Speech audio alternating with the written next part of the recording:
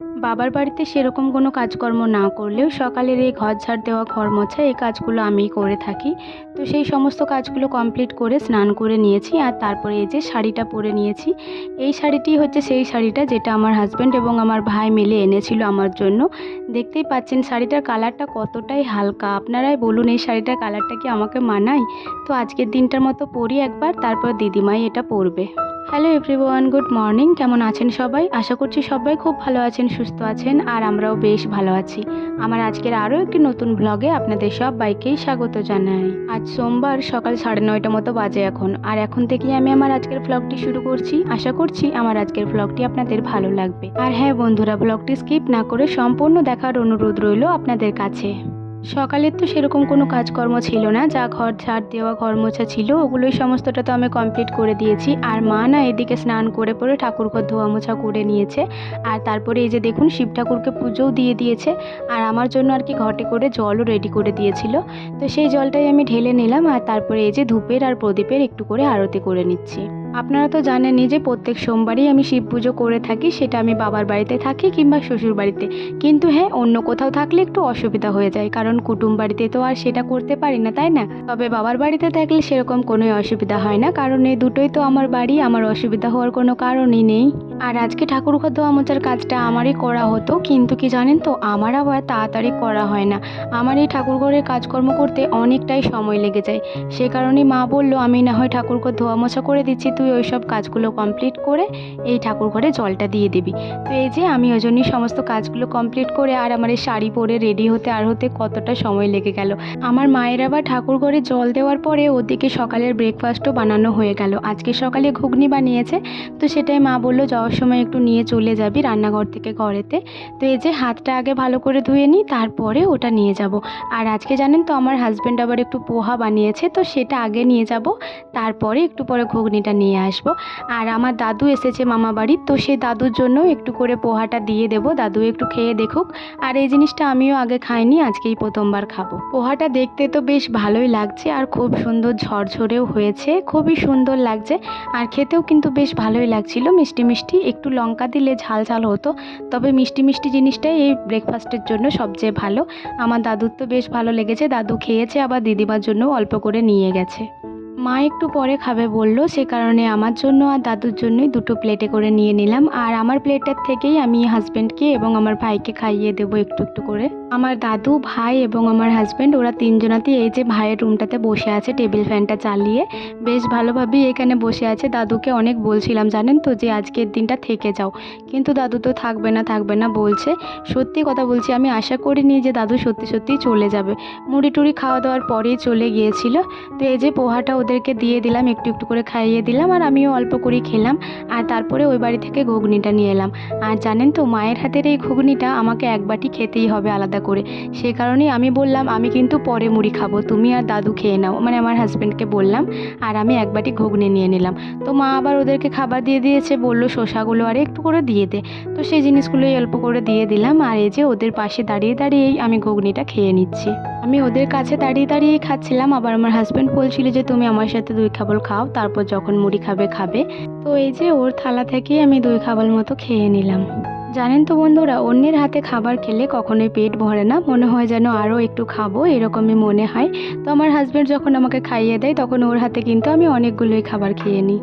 ওদের খাওয়া দাওয়ার বেশ কিছুক্ষণ পরে আমি খাবার খেয়েছিলাম। আর আমার মা এবং আমার মামা আজকে একটু হসপিটাল গেছে ডক্টর দেখাতে, মানে আমার মামার চেক আপের ডেট ছিল আজকে, তো সে কারণেই ওরা গেছে। আর আজকে রান্নার দায়িত্বে রয়েছি আমি। তো আমি ভাতটা এই যে চাপিয়ে নিয়েছি, ফুটে গেছে, ওকে বললাম একটু দেখে নাও তো সেদ্ধ হয়েছে কি না। তো ও বলছে হ্যাঁ সেদ্ধ হয়ে গেছে, তো এবার নামিয়ে নেব। আর ভাতের মধ্যেই আমি আলু এবং পেঁপে দিয়ে রেখেছিলাম, তো আলুটা তো তুলে রেখেছি, পেঁপেটা ভাতের মধ্যেই এখন থাক, ওরা যখন খাবে তখন না হয় বের করে দেবো। আর বন্ধুরা আজকে না সেরকম কিছু রান্না করব না, এমনিতেই তো আমি রান্না করছি। আর তার উপরে ও তো বলছে যে এতদিন ধরে এত রকম রান্না খাচ্ছি, আজকে একটু হালকা ফুলকা রান্না করবে। তো আগের দিন তো বাবা মটন এনে রেখেছিল, তো সেই মটনটাই ওই যে প্রেসারে বসিয়ে দিয়েছি, ওটা 2টো সিটি দিয়ে রেখে দিয়েছি, ওটা একটু পরে রান্না করব। তার আগে এই যে দেখুন অল্প করে ভেন্ডি ভাজা করব। ও বলছিল ভেন্ডি টক করে খাবো না, তো সে কারণেই ভাজাই করে দিচ্ছি। আর আলু সেদ্ধ তো রয়েছে, সেটা একটু পেঁয়াজ দিয়ে ভালো করে মাখিয়ে নেব। আর পেঁপে সেদ্ধ আর ওই যে মটনের ঝোল, তো তো এই হবে আজকে দুপুরে রান্না, সেটা আমি আর এবং আমার হাজব্যান্ড দুজনে মিলেই করে নিচ্ছি। মানে করছি আমি, কিন্তু ও আমার পাশেই বসে আছে। ও বলছে আমি রয়েছি তোমার কাছে। আমি ওকে বলছিলাম যে তুমি ওইধারকে যাও, এত গরমে থাকতে হবে না, কিন্তু না, ও বলছে আমিও থাকি, তুমি একা একা গরমে থাকবে। তো সে কারণেই ভাইও সিঁড়িতে বসে আছে আর ও রয়েছে এই পাশটাতেই বসে, আর আমি এদিকে রান্নাগুলো সমস্তটাই কমপ্লিট করছি। ভাত, ভেন্ডি ভাজা আর আলু সেদ্ধ তো হয়ে গেছে, তো সেটাই আর কি ওই বাড়িতে রেখে দিয়ে এলাম। আর তারপরে যেহেতু কড়াইটাতে ভেন্ডি ভাজাগুলো করেছিলাম, সেজন্যই না কড়াইটা একটু ভালো করে ধুয়ে নিলাম। নয়তো আবার যদি মটনের ঝোলে ভেন্ডির গন্ধ ওঠে তাহলে ব্যাপারটা খুবই খারাপ হবে।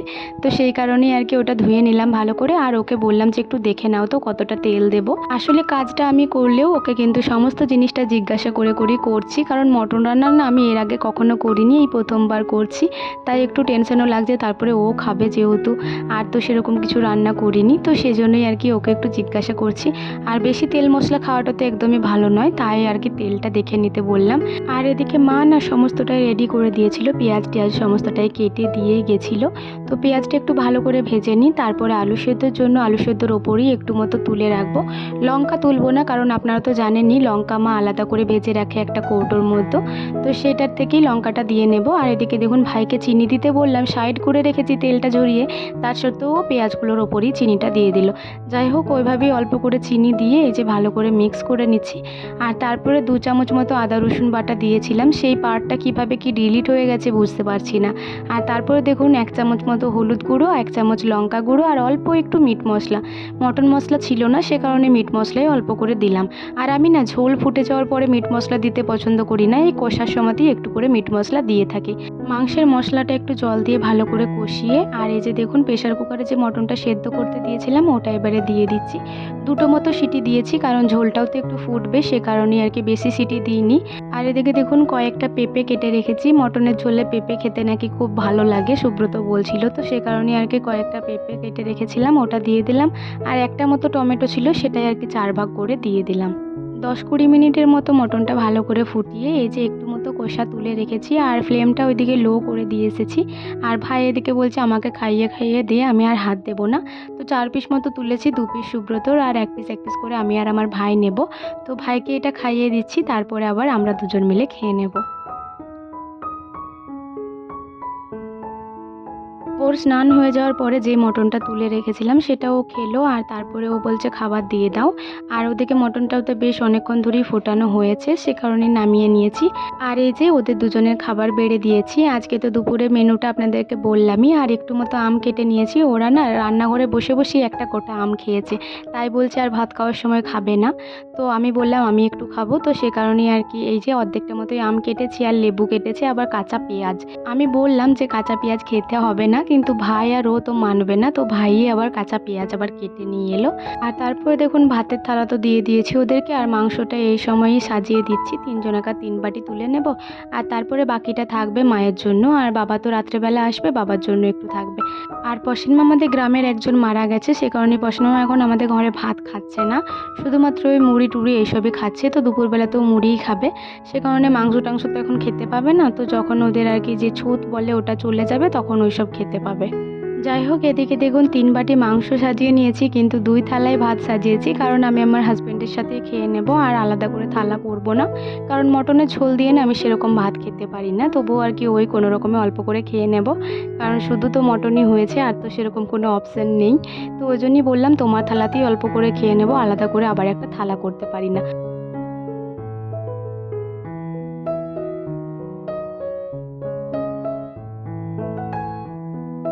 আজকে হচ্ছে পরের দিন, মানে মঙ্গলবার, আর আজকেই আমি আমার শ্বশুরবাড়ি চলে যাব। তো এই যে শ্বশুরবাড়ি যাওয়ার আগে সকাল সকাল উঠে ঘর দুয়ার একটু ঝাড় দিয়ে নিচ্ছে, কারণ মায়েরও আজকে একটু পুজো রয়েছে, আজকে যেহেতু বিপত্তারণ পুজো, তো সে কারণে ঘর দুয়ার একটু ঝাড় দিয়ে যাচ্ছি, নয়তো মায়ের অনেকটাই সময় লেগে যাবে।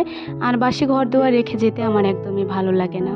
সকালবেলায় উঠেই মুখে হাতে জল নিয়ে আমি ঘর দুয়ার ঝাড় দিচ্ছি। এখনো পর্যন্ত আমি ব্রাশও করিনি, ভাবলাম ঘরটা ঝাড় দিয়ে মুছে নিই, তারপরেই না হয় ব্রাশটা করব। ঘর দুয়ার ভালো করে ঝাড় দিয়ে নোংরাগুলো ওখানেই জড়ো করে দিয়ে চলে এলাম, আর তারপরে 1 বালতি জল নিয়ে চলে এসেছি। আর এই যে টেবিলটা না প্রচণ্ড পরিমাণে নোংরা হয়েছে, তাই একটু ফিনাইলটা দিয়েই ভালো করে মুছে নিলাম, আর তারপরে ফুলের টবটাও রেখে দিলাম। আর এদিকে মা ডিম সেদ্ধ করে দিয়েছে, আর সকালের মুড়ি খাবারের জন্য আজকে বানিয়েছে চপ।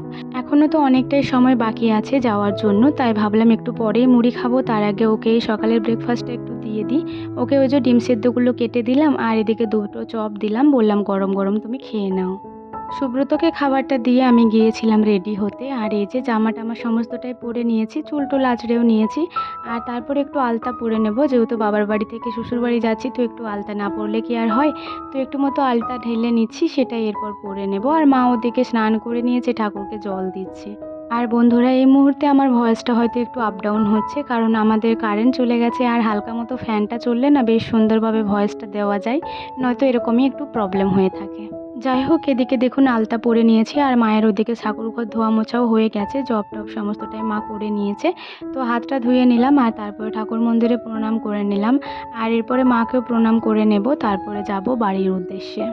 আর মা শুধু বারবার বলছিল যে বিকালবেলা গেলে হতো না, বিকালবেলা যেতে পারতিস, কিন্তু আমি বললাম যে দেখো বিকালে হলেও তো সে যেতেই হবে, তাহলে এখনই না হয় চলে যাই, একটু আগে গেলে অসুবিধা কী। আর এই যে বোতলে 1 বোতল জলটা দেখলেন, তো ওটা আমি আমার হাজব্যান্ডের জন্যই নিয়ে যাচ্ছি। আসলে ওখানে জলটা খেলে না ওর অনেক প্রবলেম হচ্ছে, তো সে কারণেই আর কি এই বোতলটায় করে 1 বোতল মতো নিয়ে যাচ্ছি, তারপরে আবার ওখান থেকে কিনে আনা হবে। মানে আমাদের গ্রামের পাশের গ্রামে জল বিক্রি হয়, তো সেখান থেকে আর কি কিনে আনবে, ততক্ষণের জন্য এই জলটাই একটুক্ষণ চলে যাবে। আর এই যে আমরা দুজনেই রেডি, এরপর চলুন আস্তে আস্তে যাওয়া যাক শ্বশুরবাড়ির উদ্দেশ্যে। আজকের ভিডিওটা এখানেই শেষ করছি। ভালো লাগলে অবশ্যই লাইক করবেন, সাবস্ক্রাইব করবেন। টাটা।